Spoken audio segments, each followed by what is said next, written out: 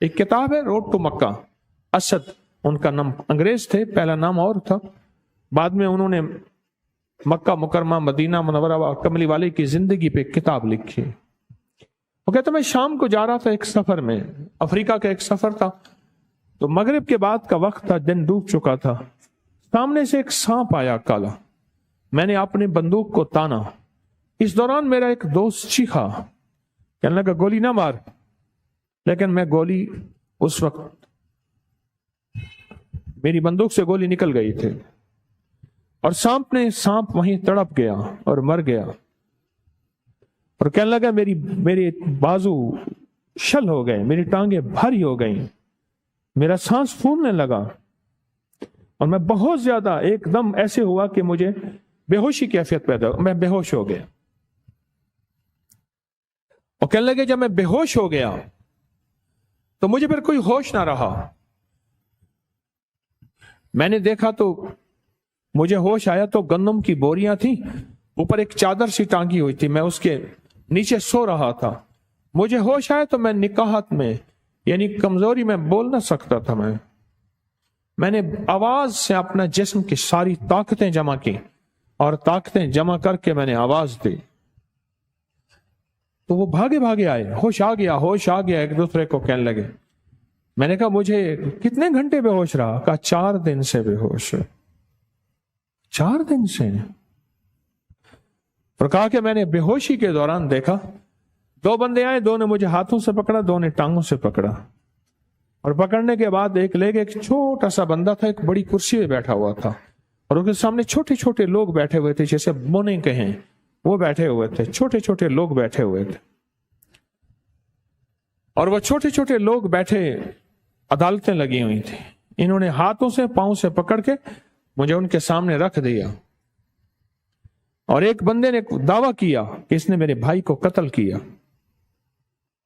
دوسرے موجود تھے، انہوں نے کہا نہیں، اس کا بھائی سانپ بن کے آیا تھا، اور اس نے سانپ کا اللہ کا نام پہلے لیا تھا، اس کو چاہیے تھا جب اللہ کا نام لیا ایک دم گم ہو جاتا، اس نے مقابلہ کیا تھا۔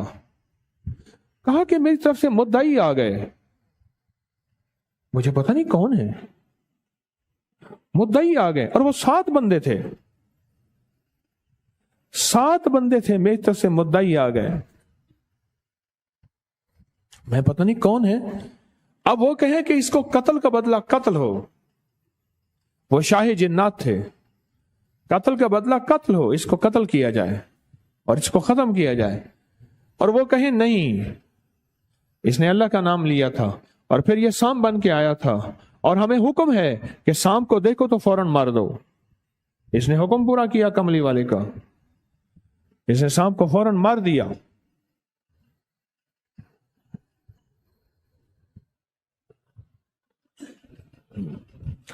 سانپ کو فوراً مار دیا۔ اب یہ بحث مباحثہ ہو رہا، شاہ جنات خاموش سن رہے ہیں، دونوں کے دعوے سن رہے ہیں۔ تھوڑی دیر میں شاہ جنات نے یہ فیصلہ کیا اور یہ فیصلہ دیا کہ اس کو بری کیا جاتا ہے، اور پھر ایک دلیل جو مدعیت میرے ساتھ تھے، یعنی میری طرف سے جو میرا کیس لڑ رہے تھے، وہ ایک بات کہہ رہے تھے کہ مغرب کے بعد یہ نکلا تھا، اور مغرب کے بعد چیزوں کے نکلنے کی پیشین گوئی احادیث میں آتی ہے، اس حدیث میں آتا ہے اپنے بچوں کو مغرب کے بعد باہروں گلیوں اور راستوں میں نہ نکالو، خطرناک چیزیں نکلتی ہیں جو ہماری سمجھ، احساس، ادراک، آنکھیں نہیں دیکھتی، کچھ کائنات کا ایک راز ہے جو ضروری نہیں ہر چیز دیکھ لیں ہم، ضروری نہیں ہے۔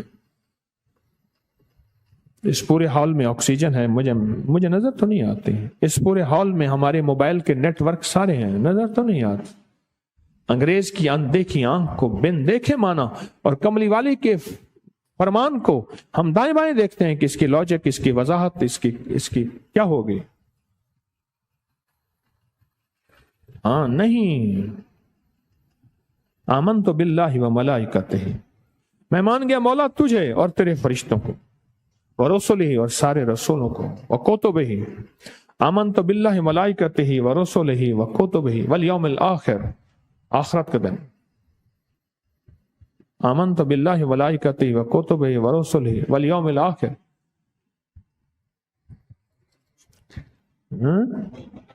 والقدر خیرہ وشرہ من اللہ تعالی والبعث بعد الموت. مولا میں ساری چیزوں کو اندیکھے مان گیا، میں موت کے بعد اٹھوں گا، شر اور خیر تیرے ہاتھ میں ہے، تو چاہے جو فیصلے کر دے. اندیکھی دنیا کا نام عشق ہے، اندیکھے ایمان کا نام عشق ہے، اندیکھی جنت کو ماننے کا نام مومن اور عشق ہے، اندیکھی خیر اور شر کو نام ماننا عشق. اسی کو تو کہتے ہیں، اور کس کو کہتے ہیں؟ تو انہوں نے کہا کہ یہ بے قصور ہے، اس کا کوئی قصور نہیں، لہذا فرمایا اس کو بری کیا جائے، اس کو مقام تک پہنچایا جائے.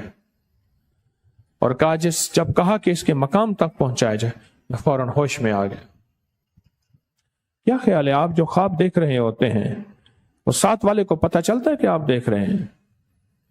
آپ کہتے ہیں میں نے فلاں خواب دیکھا، میں فلاں جگہ گیا. میں کہا عقل کر کہ ہاں میں دیکھا ہے خواب. کائنات کے کچھ راز ہیں، کچھ خیر والی چیزیں بھی ہیں، کچھ شر والی چیزیں بھی ہیں، پر نظر نہیں آتی. اس سے کیسے بچیں؟ اور آپ کو پھر وہ انوکھی بات بتاؤں کہ وہ 7 دوست کون تھے. وہ 7 دوست کون تھے؟ میں نے 20 کا رمضان حویلی میں گزارا کورونا کی وجہ سے. وہاں سے میرے پروگرام آتے رہے. میرا غالباً 8 یا 9 رمضان کا پروگرام تھا. دو ریکارڈنگ تھی جو تھی سورۃ فاتحہ پہ. 8-9 تھا، 8-9 روزے کی. تو 20-20 منٹ کی ریکارڈنگ ہے، پوری دنیا نے سنی. جسے میں نے اپنے مجاہدے، اپنی قربانیاں اور اپنا دھکے کھانا اور ٹھوکریں کھانا بتایا کہ میں نے اس عمل کی تلاش میں کہ کھانے کے دوران 7 دفعہ سورۃ فاتحہ، اور اس عمل کی تلاش میں میں نے کتنی مشکلیں اور کتنی الجھنیں اور کتنی ٹھوکریں کھائیں اور کہاں. وہ ایک لمبی کہانی ہے، وہ بھی میں نے مختصر بتائی ہے، لیکن اگر اس کا کچھ عکس سننا ہے تو وہ نیٹ پہ پڑا ہوا ہے. کھانے کے دوران 7 بار سورۃ فاتحہ.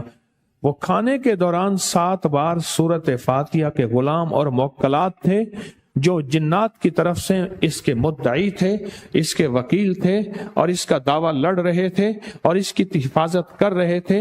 آخر کار یہ وکیل اس کا دعوے میں کامیاب ہو گئے اور شاہ جنات نے اس کے حق میں فیصلہ کیا اور اس کو واپس لوٹایا گیا. اور کہنے لگے کہ اتنے دنوں کے بعد جب مجھے ہوش آیا، میں بالکل نڈھال ہو چکا تھا، بے ہوش رہا. کوئی ایسا تو نہیں کہ ڈرپوں کا دور تھا، بس وہ جو منہ میں میرا پانی چند ڈالتے رہے. مجھے جو چیز کام آئی وہ کھانے کے دوران 7 بار سورۃ فاتحہ تھی. وہ چیز مجھے کام آئی جس کے بارے میں آپ سے عرض کرتا ہوں کہ کھانے کے دوران 7 بار سورۃ فاتحہ.